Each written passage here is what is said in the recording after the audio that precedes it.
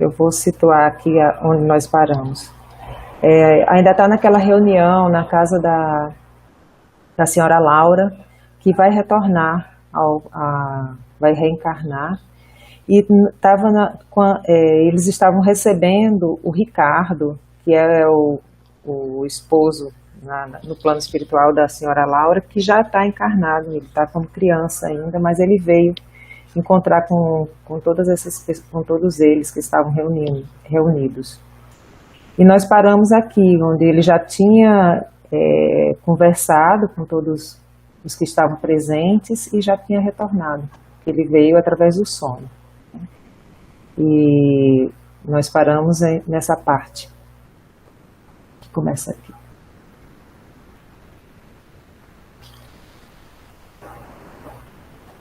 Eu vou começar a ler, então. Dirigi-me ao estrado para abraçar a senhora Laura, exprimindo-lhe de viva voz minha profunda impressão de reconhecimento, quando alguém me atalhou os passos quase junto à dona da casa, que se ocupava a atender às numerosas felicitações dos amigos presentes. Era Clarencio, que me falou em tom amável. André, amanhã acompanharei nossa irmã Laura à esfera carnal. Se lhe apraz, poderá vir conosco para visitar sua família. Não podia ser maior a surpresa. Profunda sensação de alegria me empolgou, mas lembrei-me instintivamente o serviço das câmaras. Adivinhando-me, porém, o pensamento, o generoso ministro voltou a dizer: você tem regular quantidade de horas de trabalho extraordinário a seu favor. Não será difícil a Genésio conceder-lhe uma semana de ausência, depois do primeiro ano de cooperação ativa. Possuído de júbilo intenso, agradeci, chorando e rindo ao mesmo tempo. Ia, enfim, rever a esposa e os filhos amigos. Regressando à casa. Imitando a criança que se conduz pelos passos dos benfeitores, cheguei à minha cidade, com a sensação indescritível do viajante que torna ao berço natal depois de longa ausência. Sim, a paisagem não se modificara de maneira sensível. As velhas árvores do bairro, o mar, o mesmo céu, o mesmo perfume errante. Embriagado de alegria, não mais notei a expressão fisionômica da senhora Laura, que denunciava extrema preocupação, e despedi-me da pequena caravana que seguiria adiante. Clarencio abraçou-me e falou: você tem uma semana a seu dispor. Passarei aqui diariamente para revê-lo, atento aos cuidados que devo consagrar aos problemas da reencarnação do nosso irmão.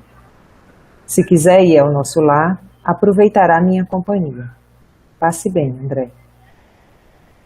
Último adeus à dedicada mãe de Lísias e me vi só, respirando o ar de outros tempos, a longos haustos. Não me demorei a examinar pormenores. Atravessei celeremente algumas ruas a caminho de casa. O coração me batia descompassado, à medida que me aproximava do grande portão de entrada. O vento, como outrora, sussurrava carícias no arvoredo do pequeno parque. Desabrochavam as aleias e rosas, saudando a luz primaveril. Em frente ao pórtico, ostentava-se garbosa a palmeira que, com Zélia, eu havia plantado no primeiro aniversário de casamento. Ébrio de felicidade, avancei para o interior. Tudo, porém, denotava diferenças enormes. Onde estariam os velhos móveis de Jacarandá?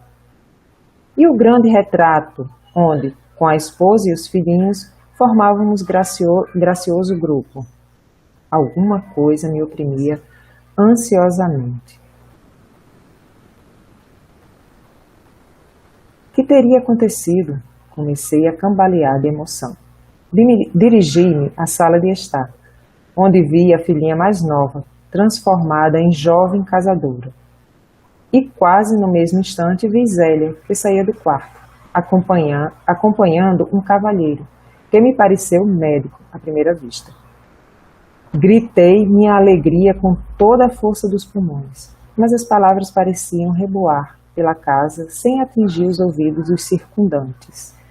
Compreendi a situação, calei-me, desapontado. Abracei minha companheira, com o carinho da minha saudade imensa, mas Zélia parecia totalmente insensível ao meu gesto de amor.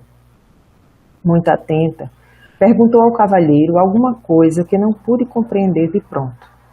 O interlocutor, baixando a voz, respondeu respeitoso. Só amanhã poderia diagnosticar seguramente, porque a pneumonia se apresenta muito complicada, em virtude da hipertensão.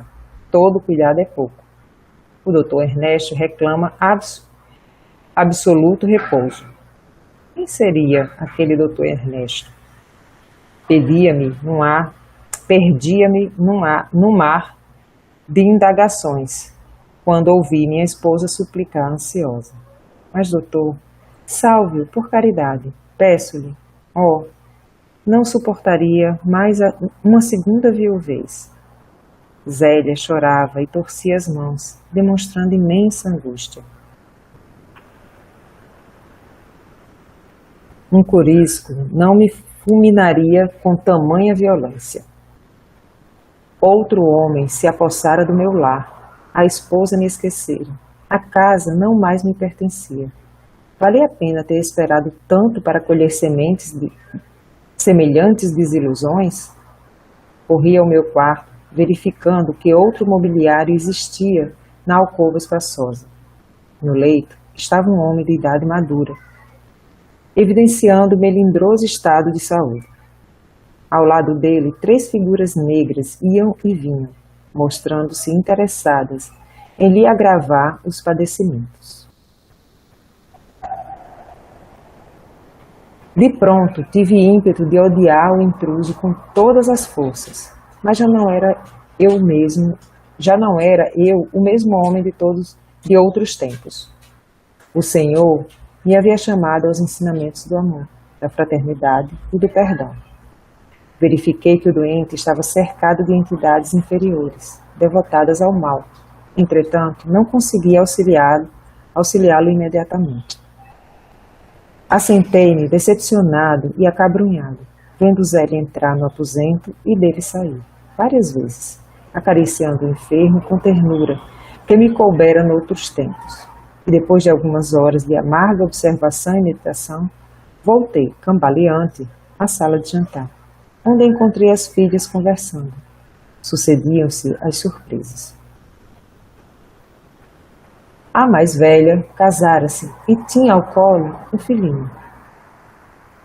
E meu filho, onde estaria ele? Zélia instruiu convincentemente uma velha enfermeira e veio palestrar, mais calmamente, com as filhas. Vim vê-los, mamãe, exclamou a primogênita, não só para colher notícias do Dr. Ernesto, como também porque hoje singulares saudades do papai me atormentam o coração. Desde cedo, não sei porquê, penso tanto nele. É uma coisa que não sei bem definir. Não terminou. Lágrimas abundantes borbotavam-lhe dos olhos. Zélia, com imensa surpresa para mim, dirigiu-se às filhas autoritariamente. Ora essa, era o que nos faltava. Aflitíssima como estou, tolerar as suas perturbações. Que passadíssimo é esse, minha filha? Já proibi a você, terminantemente, qualquer alusão nesta casa a seu pai. Não sabe que isso desgosta o Ernesto? Já vendi tudo quanto nos recordava aqui o passado morto. Modifiquei o aspecto das próprias paredes. E você não me pode ajudar nisso? A filha mais jovem interveio acrescentando. desde que a pobre mana começou a se interessar pelo maldito espiritismo, vive com essas tolices na cachola. Onde já se viu tal disparate? Essa história dos mortos voltarem é o cúmulo dos absurdos. A outra, embora continuasse chorando, falou com dificuldade. Não estou traduzindo convicções religiosas. Então é crime sentir saudade de papai? Vocês também não amam? Não têm sentimentos? Se papai estivesse conosco, seu único filho varão não andaria, mamãe, a praticar por aí tantas loucuras. Ora, ora, tornou Zélia, nervosa e enfadada. Cada qual tem a sorte que Deus lhe dá. Não se esqueça de que André está morto. Não me venha com lamúrias e lágrimas pelo passado irremediável.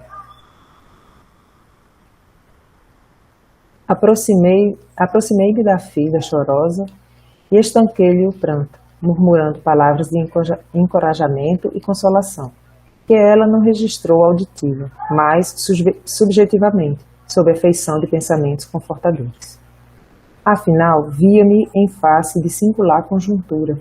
Compreendia agora o motivo pelo qual meus verdadeiros amigos haviam procrastinado tanto o meu retorno ao lar terreno. Angústias e decepções sucediam-se de tropel. Minha casa pareceu-me, então, um patrimônio que os ladrões e os vermes haviam transformado. Nem haveres, nem títulos, nem afetos. Somente uma filha ali estava de sentinela ao meu velho e sincero amor.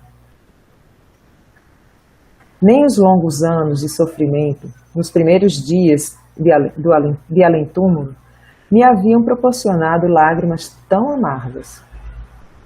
Chegou a noite e voltou o dia, encontrando-me na mesma situação de perplexidade, a ouvir conceitos e surpreender atitudes que nunca poderiam ter suspeitado. À tardinha, Clarencio passou, oferecendo-me o cordial da sua palavra amiga e reta. Percebendo meu abatimento, disse solícito. Compreendo suas mágoas e rejubilo-me pela ótima oportunidade deste testemunho.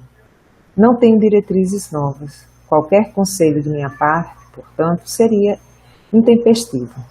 Apenas, meu caro, não posso esquecer que aquela recomendação de Jesus para que amemos a Deus sobre todas as coisas e ao próximo como a nós mesmos opera sempre, quando seguida, verdadeiros milagres de felicidade e compreensão em nossos caminhos.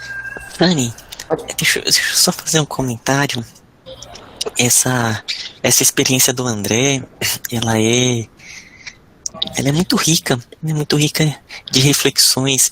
O primeiro é quando ele vem, e primeiro ele tenta falar com a família, e a família ela não escuta, né? Uma delas, já mais sensível, ela já percebe na sua sensibilidade, percebe a vibração dele já ao aproximar, pensar na família, então ela já sente isso. E muitos espíritos ainda apegados à matéria, que não acreditam numa vida após a morte, no desencarne, elas, durante o tempo ele fica em estado de perturbação. É como se fosse um sono, que a pessoa ela acorda e não sabe direito onde está, ou meio que um estado de sonambulismo, que a pessoa está andando e não consegue ter uma plena noção. Então muitos espíritos eles desencarnam, e o perispírito, né, no momento que perde esse corpo físico, ele se desestrutura. Então muitos ficam vivendo ali na casa, tentando conversar, mas as pessoas não escutam, e ela fica meio que atormentadas e vivendo ali. E às vezes fica um bom tempo, vai ali, vai cuidar do jardim, e até aos poucos começar a ir despertando para a realidade que faleceu, mas fica em um estado meio que de torpor mental mesmo, né? Então a gente fala assim, mas como que não percebe? O pensamento ele não fica bem estruturado. Outros já começam a perceber e fica se valendo da situação, como aqueles obsessores que estavam ali junto com o segundo esposo da esposa, né, do André. E o outro ponto que eu queria colocar aqui é o mundo maior, né? Porque ali é uma prova, né? O André Luiz foi colocado, os mentores falaram assim, não, ele está pronto agora para rever a família e passar por essa prova. Então ali você vê que Clarencio, claramente, ele já sabia a situação pela qual ele passaria, porque ele chega e fala assim, compreendo suas mágoas e rejubilo-me pela ótima oportunidade desse testemunho. Então, é algo que os mentores sabem assim, olha, vai ser uma dor, mas é aquela dor que vai ser uma prova, um testemunho da firmeza no bem, no amor. Então, por trás ali, em outro plano, os mentores estavam ali só observando a situação. Então, constantemente nós somos colocados em provas também, né? Os mentores chegam e falam assim, opa, vamos colocar ele naquela situação que vai ser aquela alfinetada em pontos que são pontos fracos, né, de cada um de nós. Então, e eles sabem que a vida é isso mesmo, né? A gente vai ser colocado em situações que pra gente mexe nas nossas bases internas, pra gente ir se fortalecendo na fé, se fortalecendo, né, no trabalho, no bem. Então fica essa reflexão aqui nesse caso do André, que é bem rico.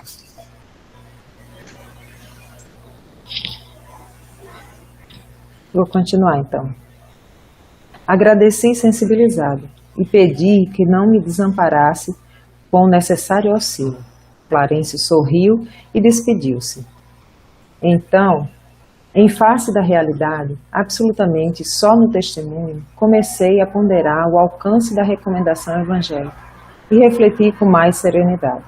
Afinal de contas, por que condenar o procedimento de Zélia? E se fosse eu o viúvo na terra? Teria acaso suportado prolongada solidão? Não teria recorrido a 1000 pretextos para justificar novo consórcio? E o pobre enfermo? Como e por que odiá-lo? Não era também meu irmão na casa de nosso pai? Não estaria o lar, talvez, em piores condições, se Zélia não lhe houvesse aceitado a aliança afetiva? Preciso era, pois, lutar contra o egoísmo feroz. Jesus conduzira-me a outras fontes. Não podia proceder como homem da terra. Minha família não era apenas uma esposa e 3 filhos da terra. Era, sim, constituída de centenas enfermos nas câmaras de retificação. E estendia-se agora à comunidade universal. Dominado de novos pensamentos, senti que a linfa do verdadeiro amor começava a brotar das feridas benéficas que a realidade me abrira no coração. Nossa, bonita essa parte, né? Cidadão de nosso lar. Na segunda noite, sentia-me cansadíssimo. Começava a compreender o valor do alimento espiritual, através do amor, do entendimento recíprocos. Em nosso lar, atravessava dias vários de serviço ativo, sem alimentação comum, no treinamento de elevação a que muitos de nós se consagravam. Bastava-me a presença dos amigos queridos, as manifestações de afeto, a absorção de alimentos puros através do ar e da água. Mas ali não encontrava senão escuro campo de batalha, onde os entes amados se convertiam em verdugos. As meditações preciosas que as palavras de Clarencio me sugerira davam-me certa calma ao coração. Compreendia, finalmente, as necessidades humanas. Não era proprietário de Zélia, mas seu irmão e amigo. Não era dono de meus filhos, e sim companheiros de luta e realização. Dani, deixa eu também só falar sobre esse parágrafo que a gente leu ali. Se puder até voltar. Eu vou voltar, só vou marcar isso. Gente, esse parágrafo ele é tão rico, porque aqui ele fala sobre ele coloca aqui, começava a compreender o valor do alimento espiritual através do amor e do entendimento recíproco. Né? Em nosso lar, ele apresentava vários dias de serviço ativo, sem alimentação comum. no treinamento de elevação a muitos de nós que nós se consagravam. Então, o que acontece? Aí ele coloca aqui ainda, né? Esses alimentos, que a presença de amigos queridos, as manifestações de afeto, a absorção de elementos puros através do ar e da água. Isso é de uma profundidade porque é um outro elemento que é importante nessas movimentações energéticas a gente desenvolver também, que é o processo da absorção. Toda estrutura, a gente diz um sistema, né, uma das áreas que eu trabalho, que a gente é uma unidade, que é um sistema que somos nós, um país é um sistema, um planeta é um sistema. Ele sempre tem estruturas que são estruturas de absorção do externo ali, de processamentos internos e de saídas, de exteriorizações. Então, nós estamos aqui em um trabalho de irradiação, de doação. Pela vontade, a gente pode aumentar dezenas, centenas de vezes esse processo. A absorção, ela acontece ao mesmo tempo, mas são processos distintos. São processos que não é a mesma coisa. Tanto o processo da absorção, o processo do processamento interno. Então, essas energias absorvidas, parte é armazenada, parte serve para reestruturações internas, parte serve para desestruturar partes antigas, e outras mesmo para processos da irradiação. A absorção é uma prática energética que a gente também pode desenvolver e aumentar dezenas, centenas de vezes pela vontade. Então, quando vai, por exemplo, em um parque, né, a pessoa ela pode se expandir e assimilar aquelas energias vitais. E pela vontade, ela está nutrindo os seus corpos energéticos, partes que estão carentes e necessitadas. É um alimento mesmo. Claro que nesse processo está sendo irradiado também, né? Igual aqui, eu estou falando, é uma forma de eu estar exteriorizando elementos internos, né? Eu estou emitindo aqui calor, ao mesmo tempo que eu estou assimilando elementos da natureza, dos mentores, até a intuição dos mentores. São dois processos que acontecem simultaneamente, mas elas podem ser ampliadas dependendo da situação. Então, quando a gente se liga, por exemplo, lá no vórtice, ali é um processo que nós estamos, né, se ligando àquele local, estamos absorvendo essas energias enquanto nos dispomos a estar doando. Então, a pessoa está se sentindo ali triste, cansada. É interessante se ligar a determinados locais. Por exemplo, cachoeiras, florestas. O ideal também é estar nesses locais, né? Mas se não tem condições, se liga ao mundo maior, se liga a determinados ambientes que são verdadeiros sítios, que tem muitas energias vitais para serem, que está ali como grandes mananciais de energias, e absorve pela vontade, se nutra. Eleva o padrão, se liga com os mentores, enquanto ocorre esse trabalho interno de recuperação. Então, é uma prática energética que é importante a gente ter essa clareza também, sabe? Essa clareza da característica da absorção. Quando eu acordo, né, que aí eu venho para o trabalho individual e depois eu venho para cá. Até começar o trabalho individual, eu vou procurando fazer processos de absorção. Vou me ligando com o mundo maior e procurando já ir assimilando energias de planos acima para já ir me sintonizando, sabe? Para no trabalho de radiação já chegar um pouco mais sintonizado.